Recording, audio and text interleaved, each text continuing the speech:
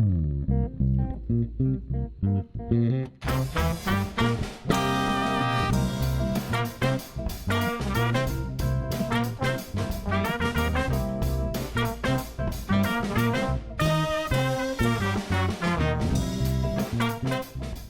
I'm Ted Habte-Gabr, founder and producer of Live Talks Los Angeles.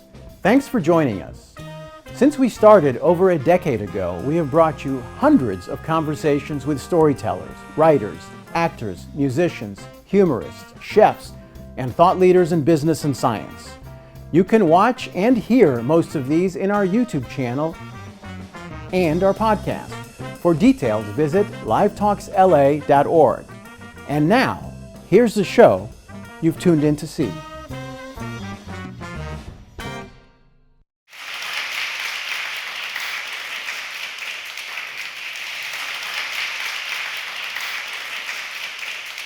I'd like to ask you about the dedication to the book. Oh, yes. Who did you dedicate this to and why?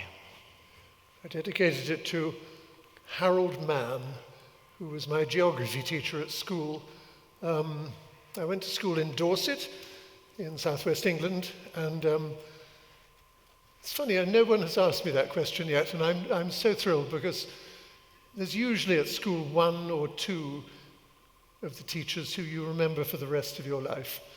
And Harold was a genial, kind, pipe-smoking, tweedy sort of chap who knew his way around the world and knew things about, I don't know, well, he was the chap who persuaded me to become what I did become initially and what I studied at Oxford, which was geology. I was a geologist and turned to writing when I was working as a geologist in Africa.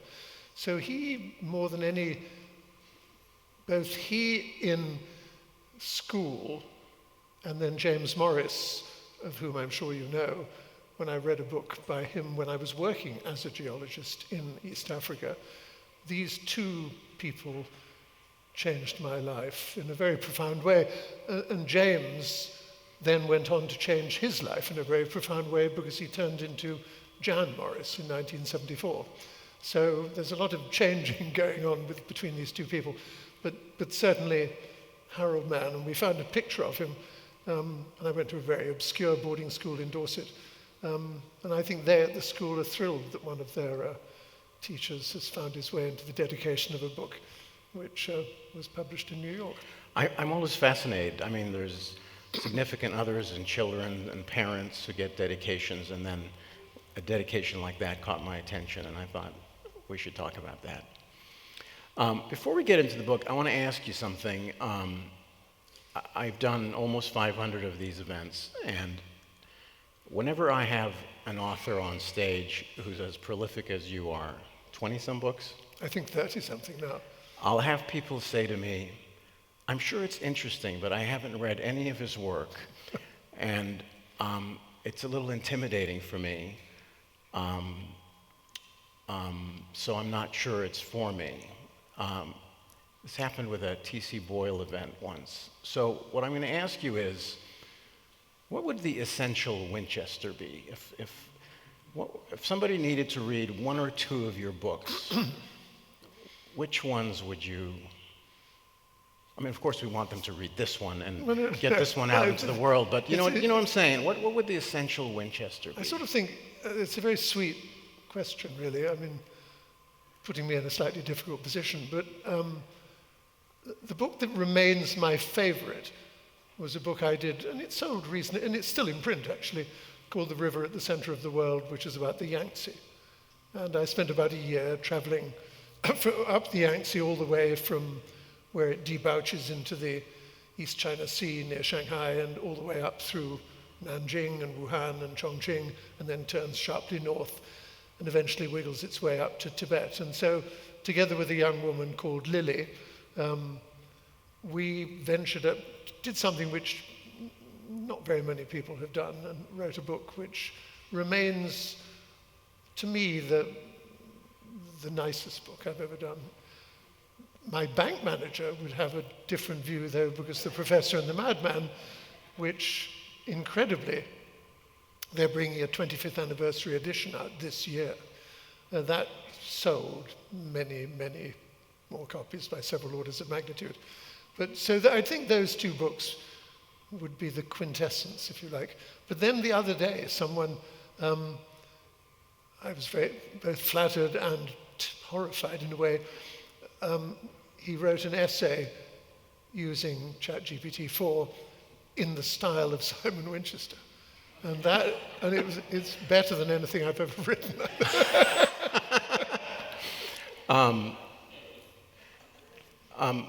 I still want people to get more of a feel for Simon Winchester, the writer.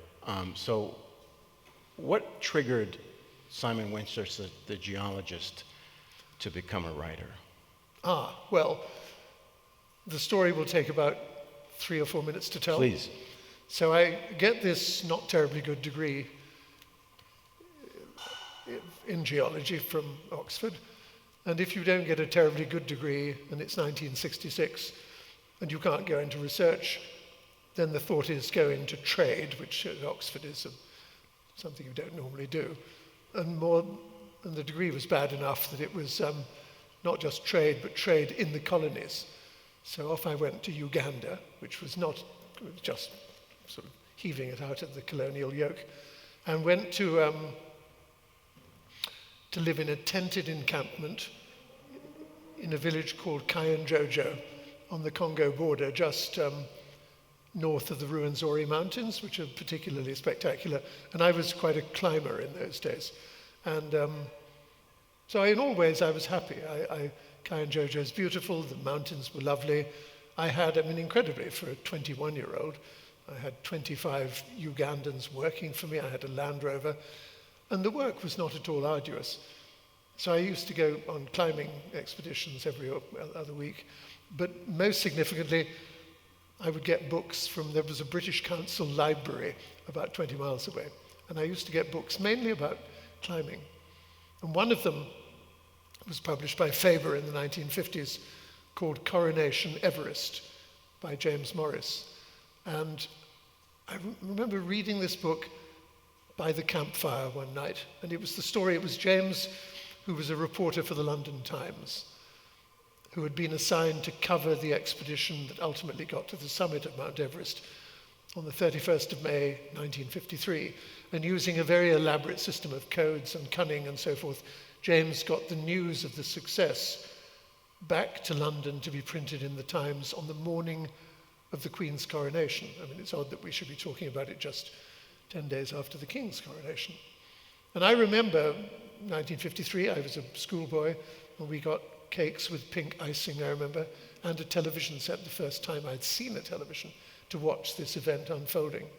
And I remember the news also said, and to add sort of cream and jam on top of this, was the news that a British expedition had got to the top of Mount Everest. So reading this book, I thought, my God, what wonderful daring do, what adventure. Instead of wandering around the world with a hammer and a bottle of hydrochloric acid and a magnifying glass and a compass, how much more agreeable to wander around the world with a pencil and a notebook and find stories to tell. So I wrote to this fellow who I'd never heard of, James Morris, care of his publishers, Faber and Faber, 3 Queen Square, London, WC1, and thought I'd never, I wrote on one of those airmail forms, by my campfire, posted it the next morning and thought I'd never hear again. But about 3 weeks later, back came a letter saying, if you're serious and you think you can write, my advice to you is simple. On the day you receive this letter, not next week, not next month, but the day you receive it, give up your job in Africa, get on the next flight to London, come back and get a job on a local paper and write to me again. He was sort of daring me to do this. So I did. The mining company I was working for was so pleased to let me go. They sent a limousine to take me to Entebbe. And I don't come back. Because I didn't find any copper, which was what I was supposed to be looking for. And so I arrived in London with all the arrogance of a young Oxford graduate, thinking everyone would want me to be nobody did. So I had to work on an oil rig for a few months until eventually I got a job in Newcastle upon Tyne, right in the north of England. And so I wrote to James again. By this time I'd read all his books on Oxford, on Spain, on all sorts of places. And he was, in his response, you could sort of hear the gulp, you took my advice, this is quite extraordinary. But as you've taken it, I'll give you 3 more. 1, never lose your sense of wonder, because on your career, you'll meet all sorts of extraordinary people and have all sorts of amazing experiences. Don't get world-weary and jaded and cynical. Number 2, don't bother to learn shorthand. They'll all tell you you've got to have 120 words Pitman, but a waste of time. And number 3, here's my address in North Wales. Every month or so, package up the clippings of your stories, send them to me, and I'll annotate them and send them back, and hopefully turn you into a halfway decent writer. And so I would send these stories, the kind of things, 4 nuns in car crash, none hurt, that kind of thing. Or pigeon fancier loses prize bird. And I would send them all down to Wales, and back they would come, this sentence a little lengthy, this paragraph a bit dense, this verb a little infelicitously chosen. And slowly, under his tutelage, I suppose I became a bit better. Joined The Guardian, they sent me to Belfast, and then eventually to Washington during Watergate, and all the time, every month, sending these clippings to James in Wales. But we never met until 1974, shortly after Nixon resigned. If you remember, he resigned on the 9th of August, and then on the 8th of September, 74, President Ford pardoned him, and I, stupidly, was not in Washington. I was covering Evel Knievel, attempting to jump.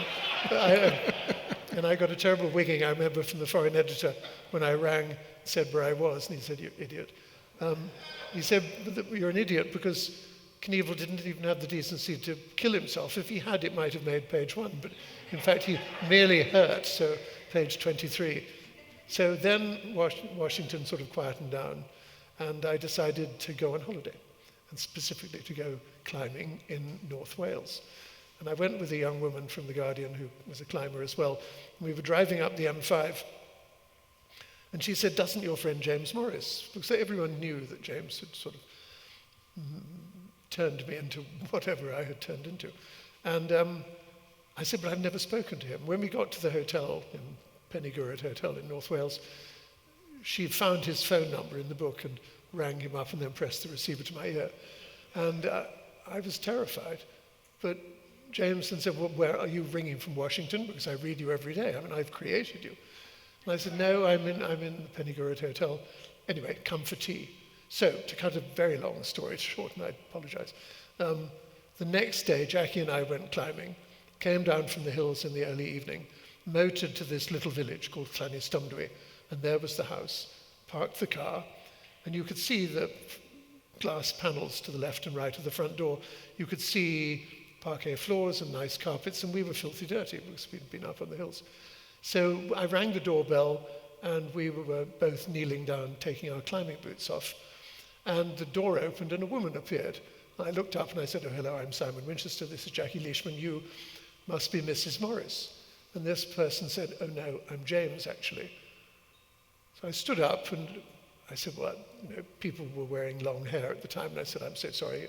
You can't tell these days." And this person said, "Well, I'll get my wife." And I thought, this is getting weirder and weirder because James was a soldier in the British Army and he climbed Mount Everest and all these good things. So whoever was going to come down the stairs would have a beard and a Yukon jacket sweater or something. Not at all. Down the stairs comes a middle-aged lady with a little girl in tow. And we all troop into the drawing room to have tea with me, fairly obviously a man, and Jackie, fairly obviously a young woman, and Elizabeth Morris, a middle-aged lady, and Suki, a 9-year-old girl. And my hero, twin set and pearls, little hanky tucked into her sleeve, tweed skirt, legs decorously crossed, little court shoes, and the considerable accoutrements of very evident womanhood in front of her. But this being Britain, nothing was said. We just drank our tea. And then the next morning, as Jackie and I left, she said, "What the was all that about?" And I said, "I have no idea." But the next morning, a note was pushed under my door saying, "I'm sorry, Simon, for putting you through a somewhat awkward social situation, but the fact of the matter is that I've decided to become a woman, and I'm going to Casablanca to have the necessary surgery next week. And if it all works, I'm changing my name to Jan Morris, and I hope you can accept that, and I hope we'll be friends. Well, we remain, I hesitate to say we remain bosom friends, but we were friends, and she died 18 months ago. And she stayed with me in New York once I had moved there, and we wrote a book together on British architecture in India. And the sort of coda to all this is that I knew his letters to me were in a box in my attic, and I'm very moved whenever I read them. But the woman who is writing the biography of James/Jan, a woman called Sarah Wheeler in London, found in the Aberystwyth County Archives my original handwritten letter to James, written by my campfire in Africa in 1966. And I said, Sarah, it must be incredibly cringeworthy. I just don't want to see it. And she said, no, it's really sweet, actually. Anyway, very long way of answering your question. No, thank you. Are you aware of any other writers that benefited from this sort of mentoring?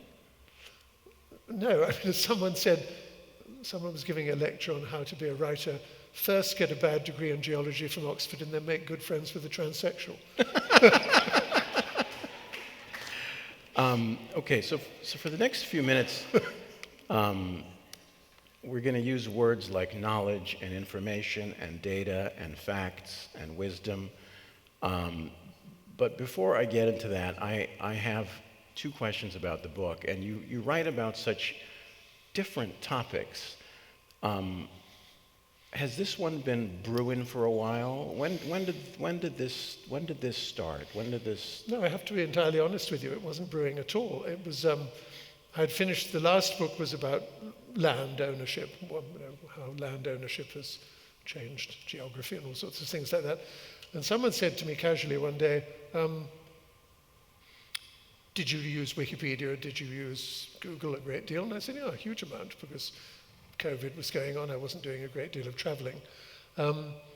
Did I think, the person who asked the question, that using these things reduced my capacity to think? And I thought, quite possibly it did. And maybe there's a topic for a book in there. And as it happened, I had seen, almost entirely coincidentally, or had read a sort of prose poem called The Rock, which T.S. Eliot had written in the 1930s. And there were 3 lines in it that sort of haunted me. Where is the life we have lost in living? Where is the wisdom we have lost in knowledge? And where is the knowledge we have lost in information? And I thought, good old T.S. Eliot. I must say, can I just tell a very, very brief story about T.S. Eliot? A.N. Wilson sat next to the Queen Mother some years ago at a lunch, and you're never supposed to reveal anything that a member of the royal family says to you. But she had died, aged 101, 102, and he wrote this piece in The Spectator reminiscing about that lunch. And the Queen Mother, who has a very exquisite accent, said to him, "Oh, yes, the girls were educated, of course, at Windsor during the war, or at Buckingham Palace or Balmoral. And we had all sorts of people come and visit, famous artists and people like that. We had some strange American man, dressed like a banker, rather boring fellow with glasses, Eliot, I think his name was. And he claimed to be a poet. He didn't look like a poet, but he came here and gave us a lecture and talked to them about a poem he had written called The Rubbish Bin." And of course, she got it wrong. It was the wasteland, as I'm sure I did. I just love the way that the Queen Mother was so detached from the world that that's what she thought it was called. But anyway, those 3 lines, what is the life we have lost in living, what is the wisdom we have lost in knowledge, what is the knowledge we have lost in information, is the sort of, if it doesn't sound too pretentious, the guiding principle of this book. So, I have a question about the title. The transmission of knowledge from ancient wisdom to modern magic. The choice of the word transmission next to knowledge. I'm just going to play devil's advocate here. I think of transmission of bits and information and knowledge more of something that gets acquired from being around all of that? Well, we thought about this. I mean, subtitles are more difficult than titles, I always think. Knowing what we know, that's the title, and that seems, right. it's a thing, Yeah. it's a phrase we use. But the word that I had favored initially was the word that is central to the mission of both the Smithsonian and the National Geographic, which is the diffusion of knowledge. Mm-hmm. And somehow diffusion didn't seem quite right. It's like when you put crystals of potassium permanganate in the bottom of a jar of cold water, the blue color diffuses through. But the transmission is across and you place something. That seems to me what is happening. Diffusion is a sort of natural thing. This is a purposeful thing, transmission. So it was a deliberate choice after a lot of sitting, not in chairs like these, but around tables saying, what are we going to call this? The what of knowledge? And also the question was, should it be ancient wisdom to modern magic, when the wisdom that I'm asking about is actually modern wisdom? Is there wisdom still evident in the world today, or has that been stripped away because of the way that knowledge is transmitted? So a lot of thought went into it, but I'm very glad you asked. You're asking wonderful questions about the dedicatee and now this. Thank you. And we haven't even got to page 1. No, we haven't. So very early in the book, and it may very well be on page 1, you talk about experience. Share that experience with us and what that impact of that was on you. Well, this was an example, I suppose, of empirically gained knowledge, not knowledge that was the result of being taught it or anything like that. It's very simple, but it's the first thing I remember, and, as it happens, the first acquisition of any morsel of knowledge that I know of. And that's when it was the late summer of 1947, and I was 2 3/4 or so. And my father was away soldiering in what was then Palestine. And my mother took me, we lived in a suburb north of London, took me shopping, and if you can imagine, rather grotesque to imagine nowadays, but a little boy with shorts and bare feet, because it was a hot summer's day, and my mother had said, would leave my boots on the front steps of the house. So she sat me on the edge of the pram and wheeled me, and we chatted away as she went up the hill to the shops, did her shopping, turned around, came down the hill, and we got back to the house, and she said, jump down and put your boots on. So I put my left boot on and instantly removed it with a howl of pain because I had been stung by something that was in the boot, which then flew out, and my mother said, wasp. And then I started crying or carrying on in some way, and she ran into the house to get ice and calamine lotion and things like that. And then, so I learned all these things. She said it wasn't a bee because if a bee had stung you, it would have died, so the score would have been even in a way, but the wasp lives to do it again, which I suppose left me with a lifelong loathing for wasps and answering the eternal question, what is the point of a wasp? Although it turns out it has a great deal of point. But it also told me the analgesic properties of ice and of calamine lotion, and what swelling was all about, and how if you grizzled a lot, you get bigger slices of, you get more cake, and win sympathy and so forth. But I think the most important thing was it told me my left from my right. Because when you think about it, unless you're told, there is no absolute way that I can think of determining left from right, unless, of course, you stand in the northern hemisphere at night and look at the North Star, then you know that right is where the sun rises, left is where it sets, and of course the opposite below the equator. But most people would say you determine your left from your right when you tell that your heart is, generally speaking, on your left side. But I knew where it was that's where this blessed wasp had stung me. So I had a head start over my fellow pupils, age 2.5. I knew where left was.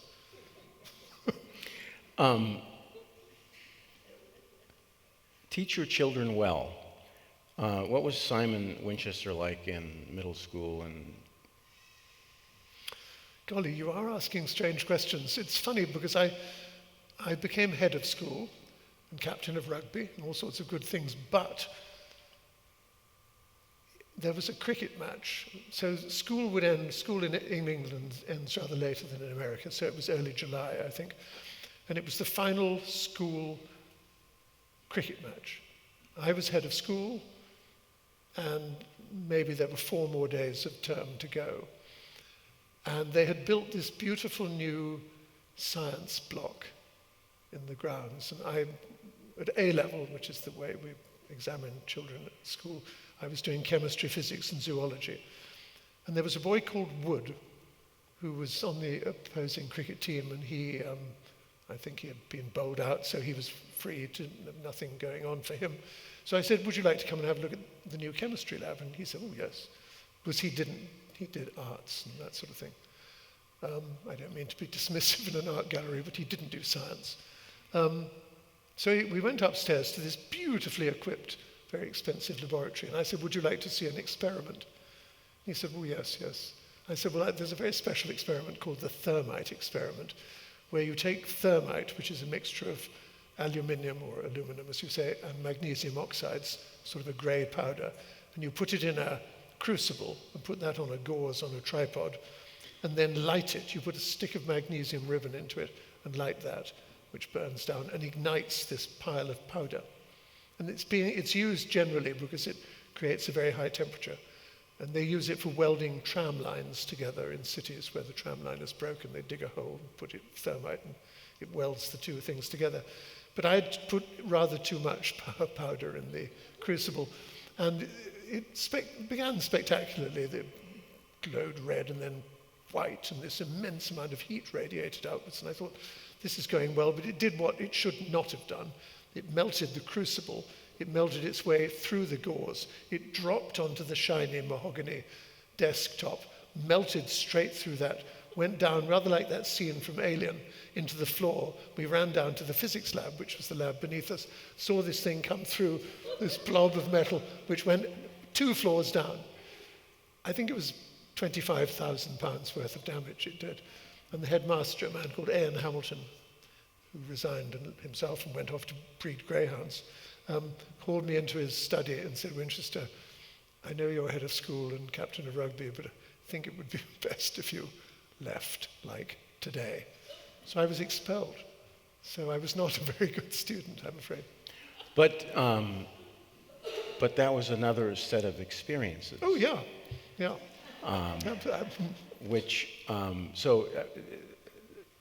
Schools, and you write a lot about schools, and there's a great example in the school in India, which I want you to get into in a little bit, but there is a power to experiences and what we learn from those. I mean, for me, I got into what it is I do here because I was an engineering student at the University of Iowa and wanted nothing to do with engineering, and went to a lecture by Edward Said, who I knew nothing about, other than he was Palestinian and I was half Palestinian.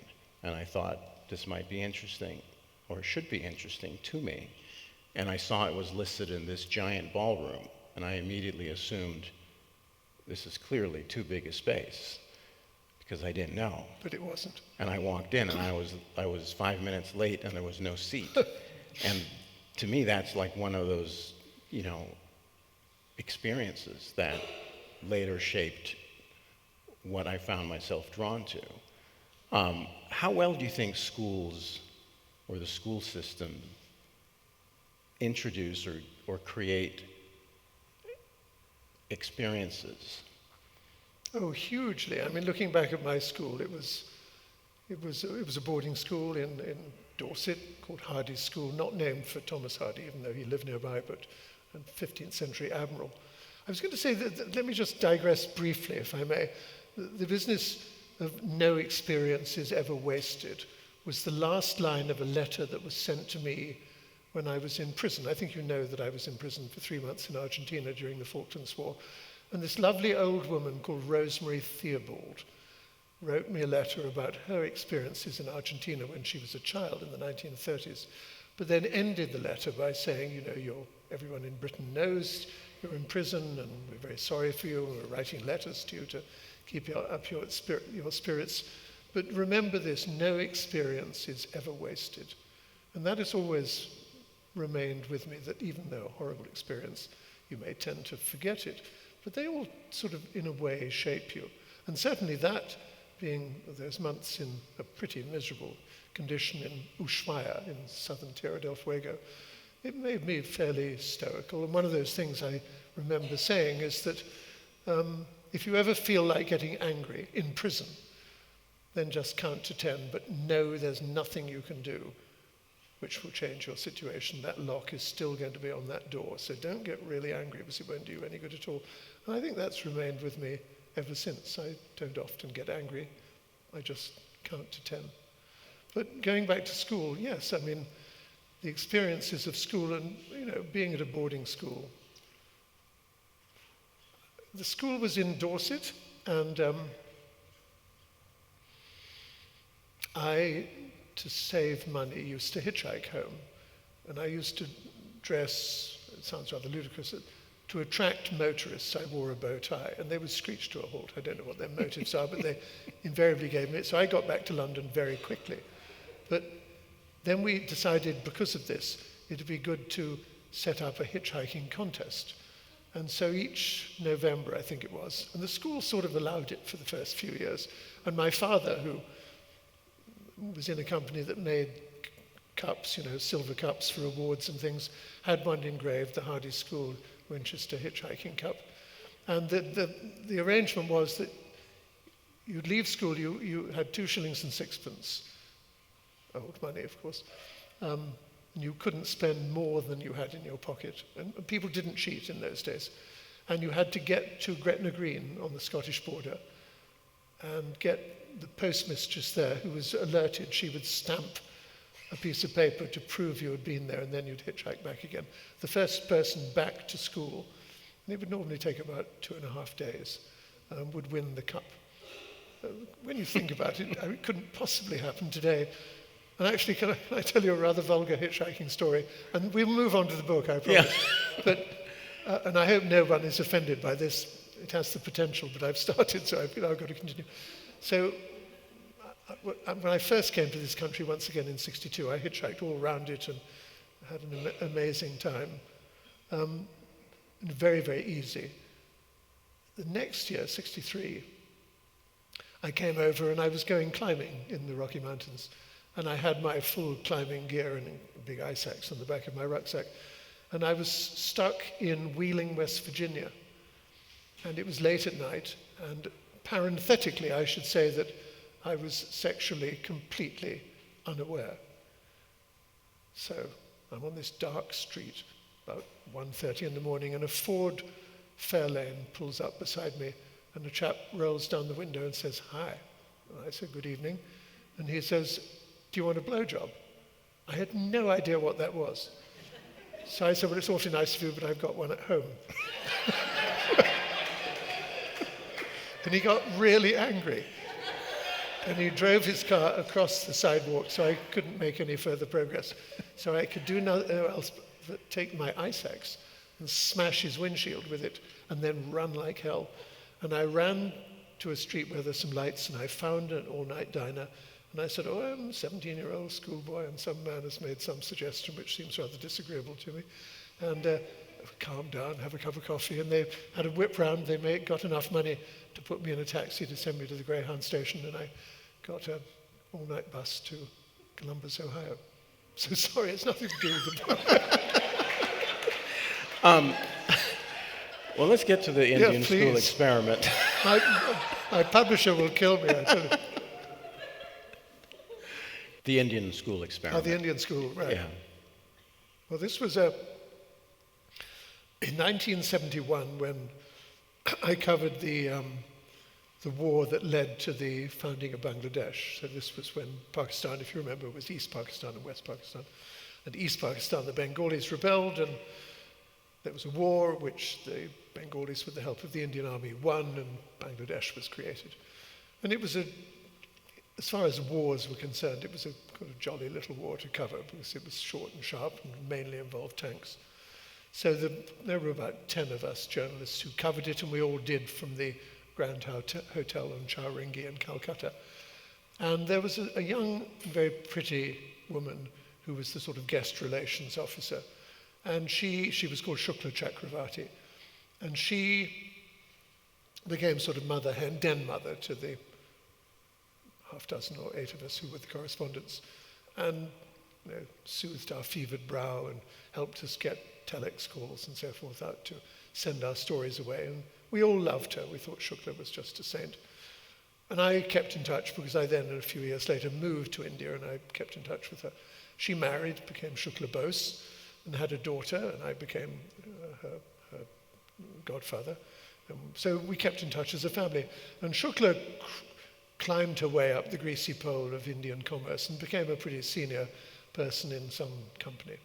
And but then in 2001, I think it was, might have been 2003, she lived in Bangalore with her husband in South India, and said, I don't want to do this anymore. I want to devote the rest of my life to educating indigent children in the English language for nothing, for free. And she had a decent amount of money, and she was a very persuasive woman, and she could raise it from these various mainly American companies like Intel that had offices in Bangalore. So she got 2 of her middle-aged female friends who were teachers to agree that they would do this. And she got what's called a basati, which is a little hut really on top of the flat roof of a building, and put in desks and chairs, and then put up a trestle table down in one of there are 800 registered slums in Bangalore with about 2 million inhabitants, people living in the kind of poverty you can barely imagine. And usually the fathers have gone off and the mothers work breaking rocks on highways, and the children live in cardboard boxes, and they're thin and speak a modicum of English. And Shukla put up her trestle table and said, let it be known that any child that wanted education, she would give them school uniforms, 3 meals a day, and as much education in the English language as they can possibly take. And in the first week, she got, I think, 10, maybe 11 children. And she began educating them. There was a huge amount of opposition locally because of the English, the language of the colonial oppressor. The local languages in Bangalore are Kannada or Malayalam, which incidentally is the only palindromically named language I think exists, Malayalam. But she persisted, and now, still the same thing, little blue and yellow uniforms for boys and girls. They take them from age 4.5 up to 18 and look after them after, for job placement and things like that. She now has nearly 4,000 students. And the first graduating class was in about 2012, with 6 students going to Duke University in this country. I mean, their lives have been utterly transformed. And I should say to you that Shukla, welcomes people volunteering, just going there and saying, either I'll visit and tell you about what it's like living in Santa Monica, or teaching them anything, because they're so hungry for education. And the last time I went into this classroom, and I mean, these wonderful little kids, the teacher said, tell Uncle Simon what you've been learning. I think yesterday you were learning the names of vegetables. And one by one they stood up and said, first carrot, onion, pea. But then as the morning went on, they became more and more exotic. So rutabaga, asparagus. And I just thought it was so wonderful that these children had learned this, and then they would eat them and be taught, what they tasted like and so forth.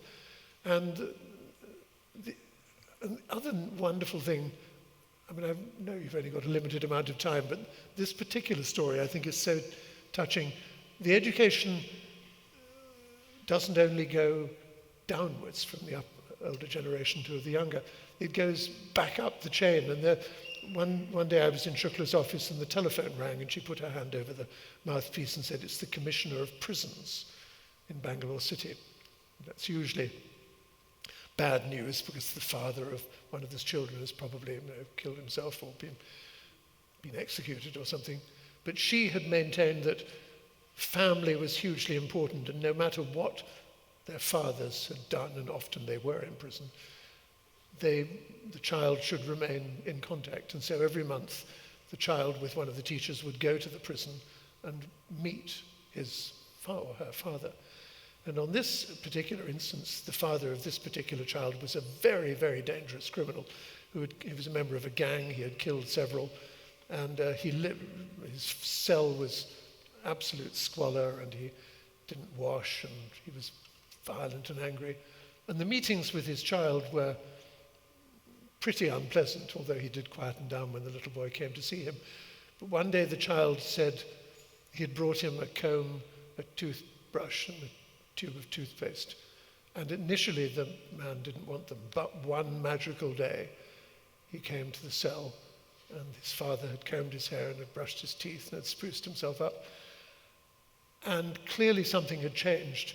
And the reason for the telephone call was that the Commissioner of Prisons was telling Shukla that this prisoner had won Most Improved Prisoner of the Year and was now likely to be paroled within the next 2 or 3 years, and father and son would be reunited. And I thought that was a wonderful example of the transmission of knowledge going in the way you don't expect. Do you think standardized tests and sort of the way, I mean, certainly in this state, do you think that's an impediment to how that knowledge? I do. You may think of me as a pompous Englishman, but actually I'm a pompous American now because I became a citizen. So if I say anything critical about we're glad to have you. Thank you. If I say anything critical about the American education system, it is out of comradeship. And certainly the SAT, not least its origins, which are mired in eugenics, and it's also the idea of multiple choice questions, is anathema to me personally anyway. But and for me, going back to my university days, it was all essays. And I remember vividly the essay when I took the exam to get into Oxford. I took it at Pembroke College, Oxford, with one other chap, and we sat in the dining hall under a huge oil portrait of one of the alumni, which was Samuel Johnson. You can imagine how intimidating that was. And the examiner, the college clock struck 9. He said, "Gentlemen, you have 3 hours, turn over your papers and begin." Well, he just did the Times crossword or something. And there were 5 questions, and we were each invited to choose 2, and they were essays. And I will never forget the essays. 2 cheers for democracy, is 2 the right number? Seems a wonderful question for a 17-year-old to ruminate on. And the other, ironically, considering where I am now, is the American way of life truly exportable? Which I thought was wonderful. And then I don't know if I can find the page, but the Gaokao, which is the Chinese examination, which I write a lot about, is all essay, and this is all 17-year-olds take it in China. And it's a huge business, with streets closed off and barricades and urging motorists to be quiet while the children are beavering away. They all have to write essays, and this is from the 2022 Gaokao. How about this for a question? The containers for milk are always square boxes. Containers for mineral water are always round bottles, and round wine bottles are usually placed in square boxes. Write an essay on the subtle philosophy of the round and the square. I mean, isn't that just the most magical question? Small wonder, I think, that the Chinese are doing so well in the world. A couple more questions, and then we'll open it up to the audience. Manipulation you have a whole chapter on manipulation, and that clearly it's been happening in various forms for a long time. True? Yeah, I mean, fake news is nothing new. I mean, Tucker Carlson is maybe the flavor of the moment, but it's been going on for donkey's years, and the classic example I give is the overturning of a British election in 1924 with this thing called the Zinoviev letter, where the Zinoviev, who was the head of Comintern in Moscow, wrote a letter to the head of the office of the Labour Party in London and said, if you re-elect Ramsay MacDonald, who was the Labour Party candidate, the first ever socialist to be in the British government, to head the British government, then we up here in Moscow promise to turn Britain into a Soviet people's workers' paradise. We'll abolish the monarchy, we'll reorganize the military forces, we'll turn the country into Soviets, we'll expel all the aristocrats. And this letter was leaked to the Daily Mail, which then as now is a rabidly right-wing newspaper, and published it on the Saturday before the Tuesday polls. 10-decker headline saying, Britain to be a Soviet state if Ramsay MacDonald is re-elected. And of course, he was overwhelmingly defeated, because what could be more terrible to an average Briton than that? But it turned out the letter was a forgery. It was written by an MI5 agent and leaked to the Daily Mail, who knew it was a forgery, knew it was a lie, and published it anyway, in the same way that Tucker Carlson and his pals, I hope I'm not offending anybody here, did so on Fox News. So it's been going on for at least a century in Britain. And then I talk about things like the manipulation of knowledge, why Americans, why I, this morning, had bacon and eggs for breakfast.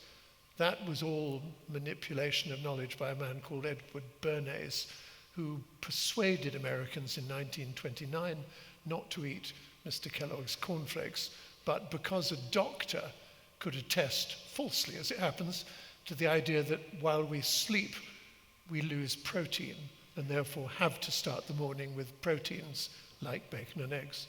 This was all doing work for the Beechnut Company, which didn't just make chewing gum, but also slaughtered hogs and wanted to sell its bacon. So that kind of thing, and why women were persuaded to smoke Lucky Strike cigarettes in 1930. I tell you, there's all sorts of weird stuff in the world of PR, and Lord Haw, great propagandist in Germany. Yeah, I like that line. You say the craft of public relations, or the science, or the dark art. It is a very dark art, yes. Can we talk about books for a second? And the you know, there's some people say, you know, the books are over, and yet, you know, the last few years, probably more books have sold than so many years before that, and Well, I certainly, anecdotally, I mean, the number of independent bookstores are going up again, thank heavens. And I think people have a growing affection for the book as a thing, as a work of art. I mean, this thing is beautifully designed for a start. They've taken care over it. But interestingly, and this leads us into the whole business of AI and GPT and all that stuff, Is that the modern magic you're referring to? Is it what? Is that the modern magic that you're referring to? Well, it is the modern magic, yes. And I, at the end of the book, and which had to be rewritten several times, as during January and February, as the various, you go from what are called first pass, second pass, third pass blues, then you can't change anything. We managed to get up to 3.5. And at that stage, I decided it would be interesting to have a paragraph that I had written already that was in the book. Take the first sentence of it, give it to GPT 3.5, and whatever it did, you'd use as an illustration on the opposite page, which we've done. So I gave it a sentence, right in the style of this book. And when my editor saw it, she said, "It's pretty good. Your next book? Well, probably you can still write it, but after that." So my future is very much in the balance. To hell with books, but what about... And I also gave it the first two lines of Shelley's Ozymandias. You know, I met a traveller from an antique land who said, "Two vast and trunkless legs of stone stand in the desert, near them half buried." That's what I left it with. And you all know how, you know, no shattered visage lies who's sneering. With the famous line, "And on the pedestal these words appear, my name is Ozymandias, King of Kings, look on my works, ye mighty, and despair." And what it wrote, I mean, can I read what it wrote? Yes, please. If I can find it. It's towards the end of the book, because, but it was pretty amazing. I think I may have to look it up in the index, so just a second. Shelley, I guess it'll be under. Yeah, 313. So fairly well on. So I gave it, I met a traveller from an antique land. So as I said, near it on the sand, a shattered visage lies. So I'll read the whole thing. I met a traveller from an antique land who said, "Two vast and trunkless legs of stone stand in the desert, near them on the sand, and then this is it. There are many tracks, and in the distance and all alone, I saw far below me what I thought was the sea. But they are the tracks of man, which never die, and I have no power to turn them to account. The road I took, I know well. The journey took me in vain. The course I took to get here and back again and here again forevermore. I look up at the sea and I say to myself, there are no other lands, there is no other time, there are no other souls." That was written by a computer. And it's nonsense, of course, it means absolutely nothing, but whereas the Ozymandias is a memento mori, but this is gibberish, but it's very attractive gibberish. And there's one grammatical error, which is, it says, "I looked up at the sea," and it is impossible to look up at the sea. You can only look down at the sea or across at the sea. But I'm assured by the people at OpenAI that trivial problem has been solved. And 4.0 has fixed it. All right, so why don't we open it up to some questions from the audience? I like to remind people that questions typically start with a W or an H, sometimes a D. They are generally short. And around here, we don't do the two-part question thing. So Darlene has a microphone. Anyone who has questions, she'll bring a microphone to you.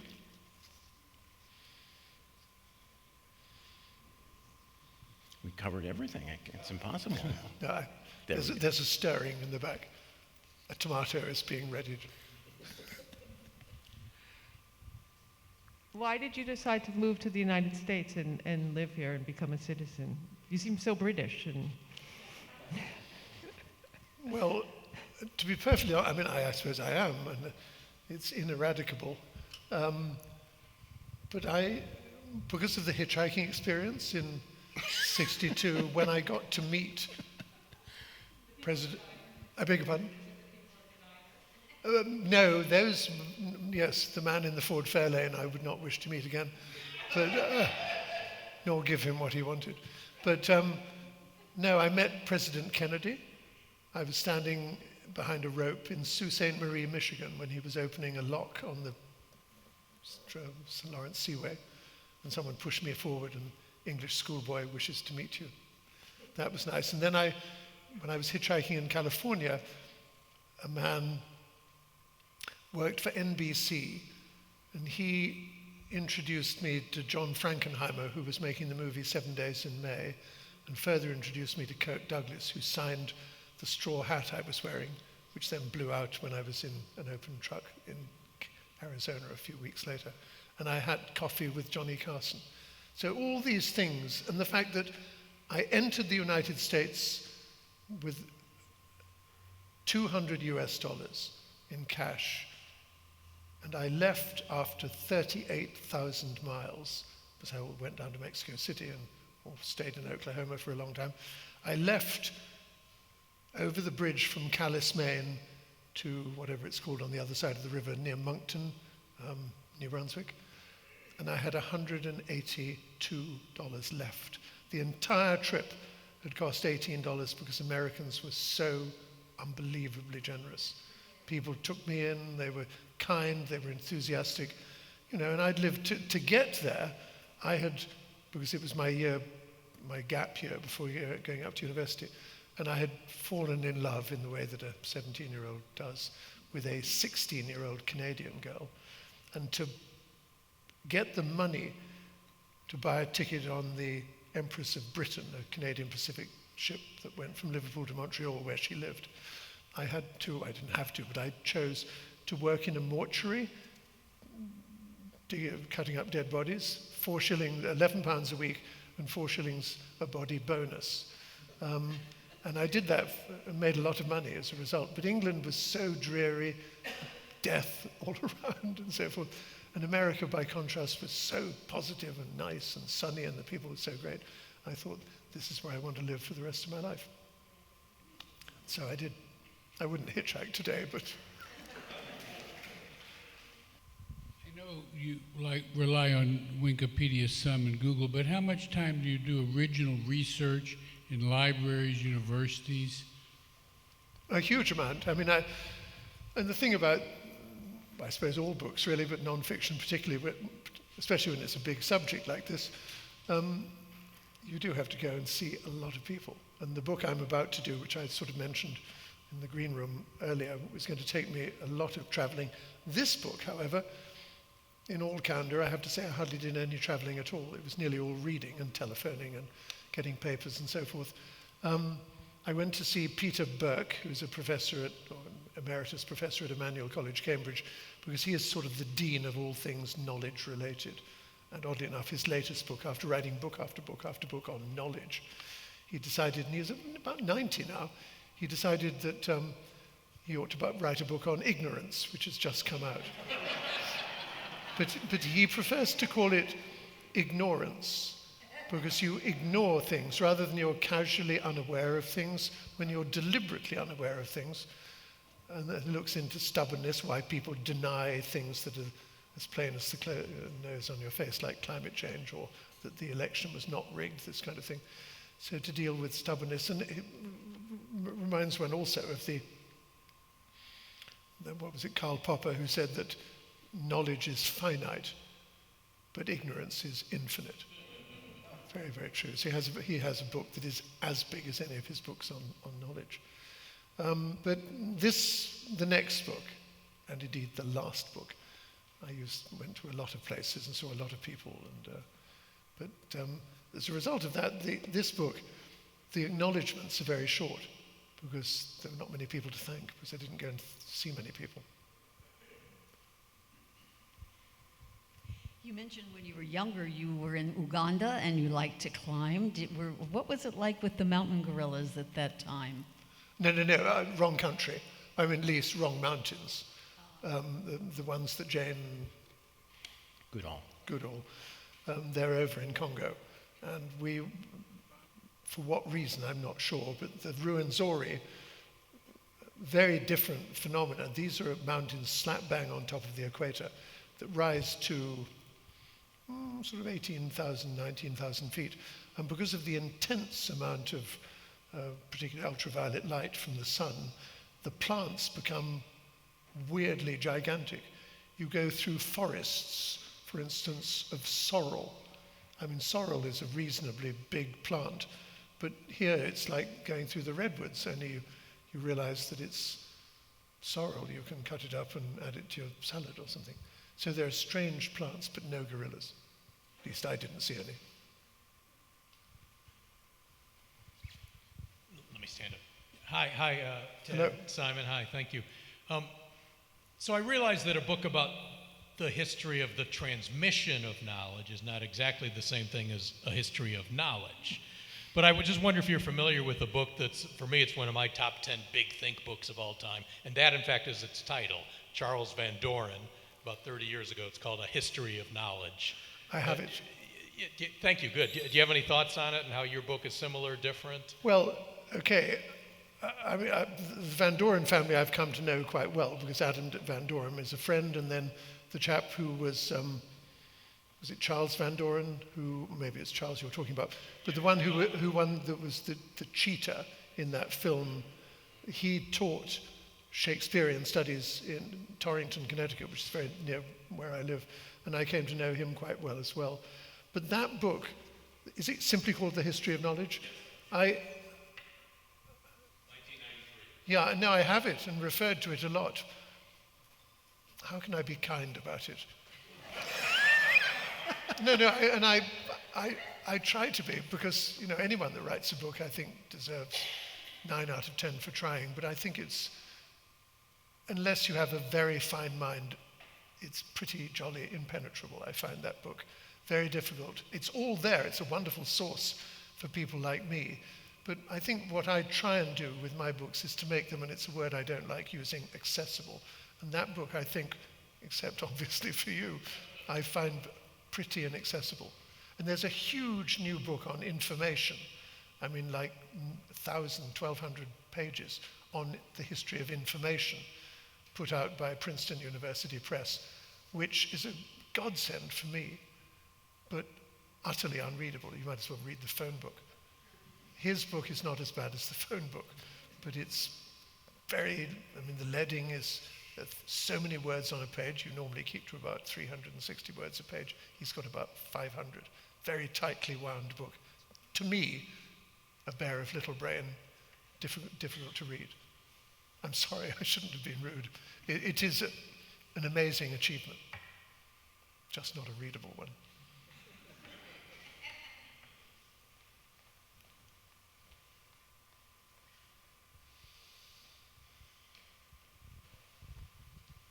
I love the book, The Crack in the Edge of the World. It's one of my favorite nonfiction books. Huh. But I'm wondering if you, as a geologist, how nervous you might be about spending any length of time in California. Well, I'm very glad you mentioned this. You're not, I haven't arranged for you to be sitting in the audience, sir. But I'm very glad because that book garnered the worst review I've ever had in my career.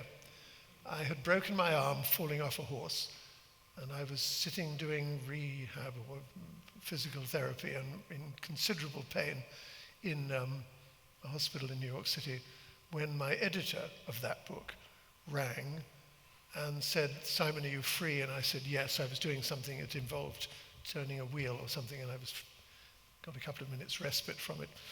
I said, yes, I'm free. Well, hold on a second, I'll put on your publicist, Jane Byrne, who you know, and sends her regards, incidentally. And there was a sort of, so she was on the line, and they sort of drew breath, and they said, "We've just seen next Sunday's New York Times review of A Crack in the Edge of the World," which is about the 1906 San Francisco earthquake. And we have to say it's probably the worst review we have ever seen recently of any book about anything.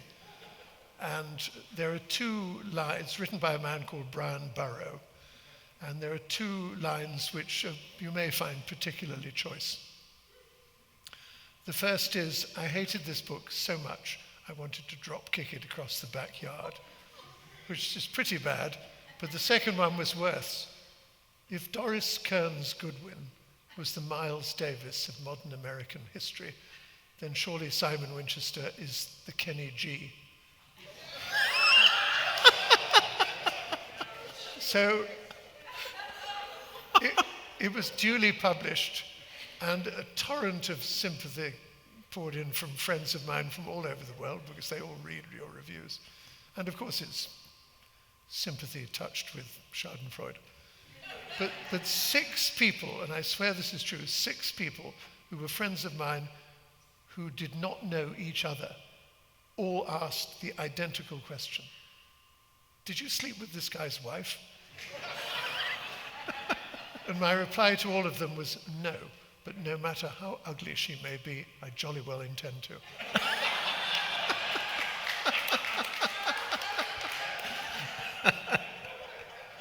I'm sorry to lower the tone of you. That's a hard one to top. Thanks, Simon. How would you say your training as a geologist informs your perspective and writing style? I think a great deal, really, because, and this is why Harold Mann is so important as a dedicatee of this book, because geology is merely history without people, basically, isn't it? It's just fossils and volcanoes and seismic events. So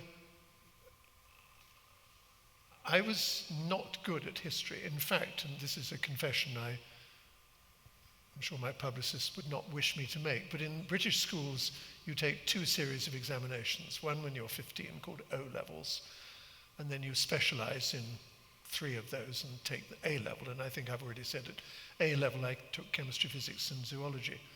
At O-level, I think I took 10 subjects, or 11 subjects, geology being one of them, but English language, English literature, Latin, French, mathematics, physics, chemistry, zoology, religious studies, history, and geography. That's 11, I think. I only failed one, and that was history.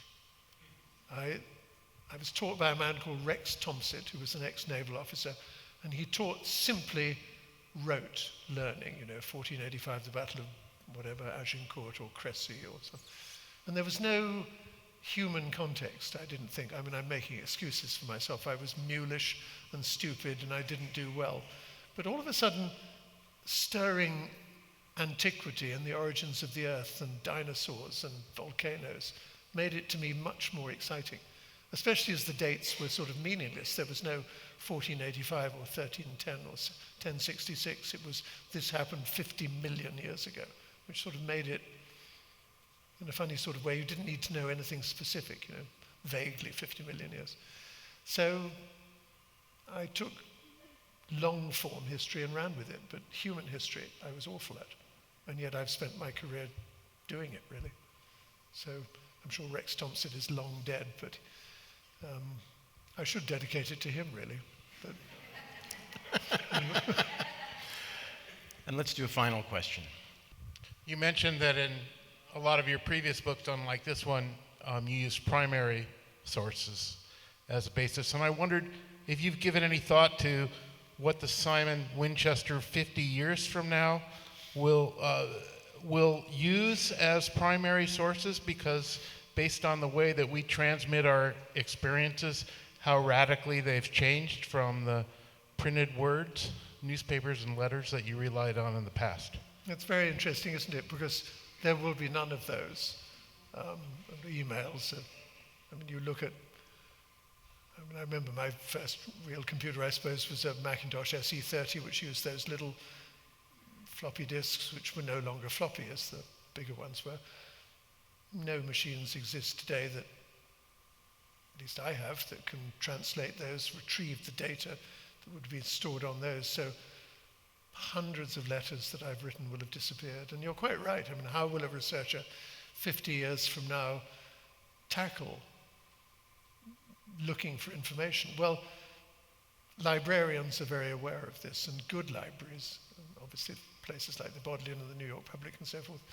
But I commend to you my favorite library of all, which I think will remain a library and will be a library still in 50 years, and that's the extraordinarily eccentric but truly wonderful London Library, which is a private library, costs about £500 a year, in the northwest corner of St. James's Square in London. And it's a magical place. I explained it and I know we haven't got much time, so I won't explain it in detail here.